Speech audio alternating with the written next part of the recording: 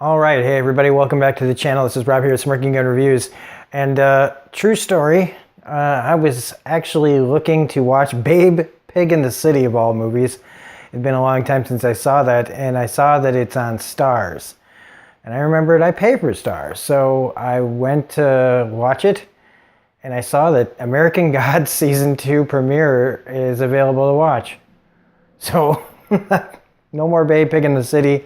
Hello American Gods Season 2, Episode 1, The House on the Rock. So, full spoilers if you haven't seen this episode.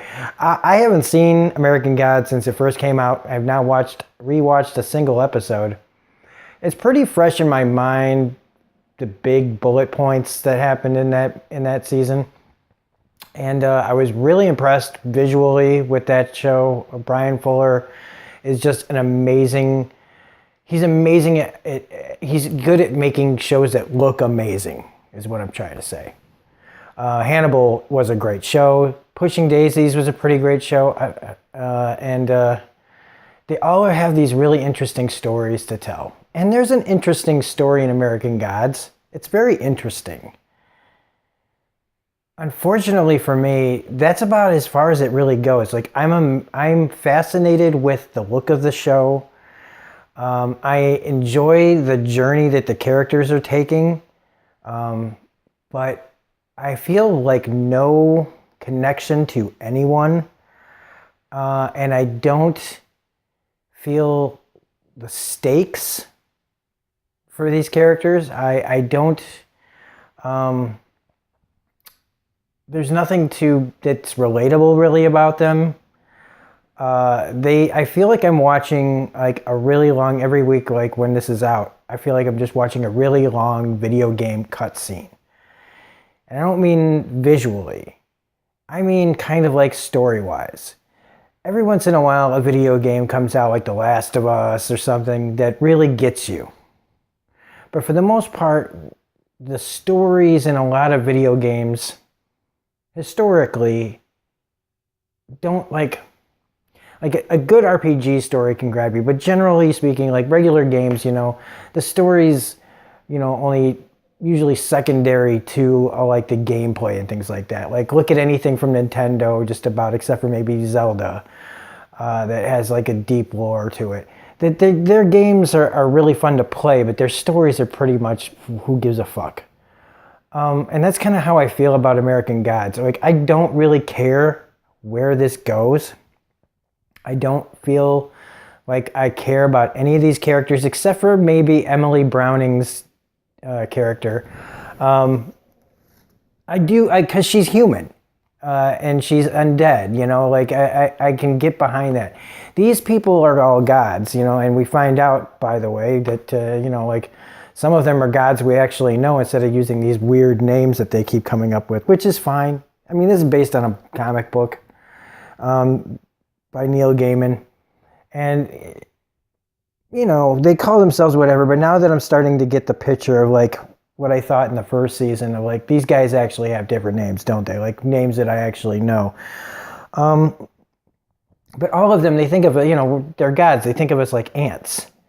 They may find us quaint and everything else, but they're just so beyond our way of thinking, you know what I mean? And so I don't really give a shit if they all live or die. Plus, that coming off of my own personal feelings on these kind of things, I really have to make myself step outside of the box to watch this show and think of it in terms of how other people watch shows about gods and things that they believe in. Because this whole thing is about these guys, used to have people worshiping them and were sacrificing to them and all whatever. And that's the interesting part of the story, is these gods, feeling lost or whatever. And so I really have to open up I've got a great imagination, but it takes a lot of imagination for me to care about what's happening here. Visually, it's really, really cool. That's the main titles, they still rock. The characters are all really big personalities, which, they're fun to watch.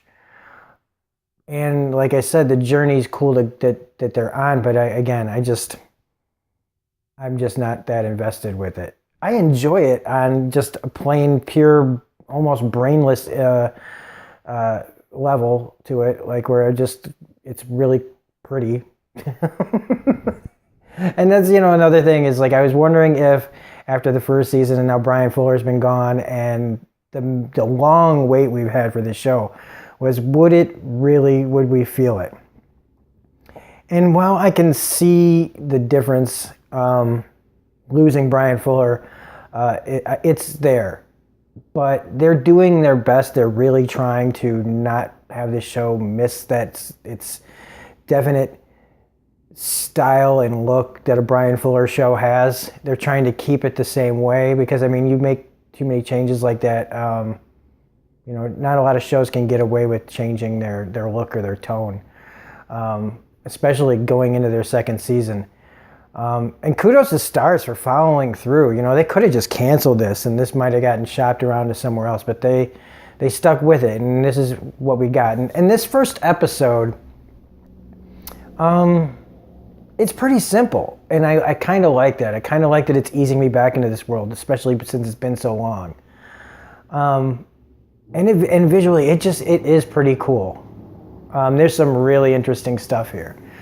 And I also like that maybe in lieu of, I don't know if it's in the comic books, but the House on the Rock part of this is pretty cool. I've lived in the area, in the Illinois-Wisconsin area all my life, and I've never been to House on the Rock. In fact, this is the first time I actually saw it, like what it looks like. And it makes me kind of want to go now. But I like that they could use an interesting place like the House on the Rock and use that as an interesting like visual storytelling on its own. Like you have something with so much, the House on the Rock has so much personality inside and out that it definitely saves on your budget when there's always something cool surrounding your actors. But that's where they're all headed to have this meeting where the old gods are going to try to decide on whether they're going to fight this war that's coming with the new gods. The new gods, one of them being played by Crispin Glover, who's playing Mr. World. Crispin Glover, man, I love that guy. He's so weird. But I get, you know what? I love that. That's what I say weird, and I don't really mean weird. He's unique. He's very unique, and I like that he's in this show. I do believe we did lose Gillian Anderson, who was playing, I think, Media. I think she left when Brian Fuller left, so that is a little bit of a blow, because I love watching her in anything. And the other guy, the one with the funky hair, I don't particularly care for his character. But in this, so now they're trying to do something. He wants the one guy to find Media, and Mr. World is pretty much sending out he's got his own little secret plans coming up. Now, at the House on the Rock, they all get their fortunes told, and there's just all this stuff, and you know what, look, like I said, I don't really care about this, what they're doing. So I'm not going to get too philosophical in that. I'm going to leave that up to better people like Dee. Dee's reviews will probably be really going into all this, and if you want a really detailed review, I am almost 110% positive that Dee's going to have a more in-depth look at this. For me, this is more of like a lark, and I do enjoy this, and I probably will keep reviewing it. But anyway, what I'm trying to say is I'm keeping this simple. So they go there, they get on the carousel, and it takes them to their god realm or whatever. Fine. And this is where you get to see them kind of as they are. They put the glowy god stuff on there. I mean, it's a cheap effect, but it's still kind of effective. And this is where we find out that Mr. Wednesday, played by Ian McShane, is Odin. And he talks about Thor and Loki. And so, and it took me a second. Before they even called him Odin, I was like, hey, look, he looks like Odin. And yep, sure enough, he is. Which means the other ones are probably Vishnu and other, stuff like that. The one girl from, what was she in? House of Cards, and a whole bunch of other stuff. I think she was Vishnu. So it makes you wonder who everybody else is. Cloris Leachman is still alive. But not much longer on the show, unfortunately. It's good to see Cloris Leachman running around still. But you got Peter Stormare here, and you got, what's that guy who plays Mad Sweeney? Pablo Schreiber from Orange is the New Black and Weeds. And Orlando Jones, who he's, you know what, I've gotten to like Orlando Jones more as I've gotten older. I didn't really like him when I was younger, but I'm digging him now. And these are all the gods, and there's a genie here, and all sorts of stuff, man. And it's just all just silly and fun. And like the carousel part is really cool. And if that's the carousel from House on the Rock, I'm fucking going. That's all there is to it. To quote Samuel L. Jackson, I'm fucking going. But anyway, yeah, they go there and they decide they're not going to fight. And Shadow, who, okay, let's talk about Shadow really quick. He's like one of the most boring protagonists I've ever encountered on a television show. The actor's doing fine. I've never heard of him before this show. He looks like how whenever he's on screen or saying anything, whenever his presence is being really felt, he reminds me of when professional athletes go on SNL. It's just the first thing that pops into my head. Like, it just doesn't look normal. It doesn't seem normal. He's great at fighting scenes. He's a big, intimidating guy, but there's just something there where I'm just like, I feel like I'm looking at somebody who's never acted before, professionally. And his character is dull. He's kind of like Alice from Alice in Wonderland. She's just kind of going along this journey while all these other crazy characters around her are doing more interesting things than you are. And throughout the first season, it was kind of like him getting dragged along on something he doesn't believe until he finally sees what's going on. And he's been clueless that whole season, and it's all finally revealed, and all this craziness kind of starts to get explained to him. But now he's clueless in a different way, where he's trying to play catch up. You know, and another thing, and so he's just not, nothing's going on, and his wife is hanging out there, is, you know, played by Emily Browning, who's trying to help him. And when a dead girl is more interesting than you are as a character, I don't know.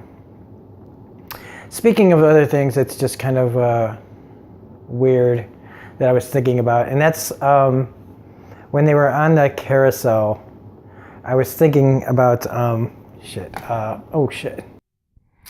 right, I guess I lost that thought there. But so they decide they're not going to go to war. And then they come back, even though like Shadow gives this like really great speech about how they should all be working together and all this stuff.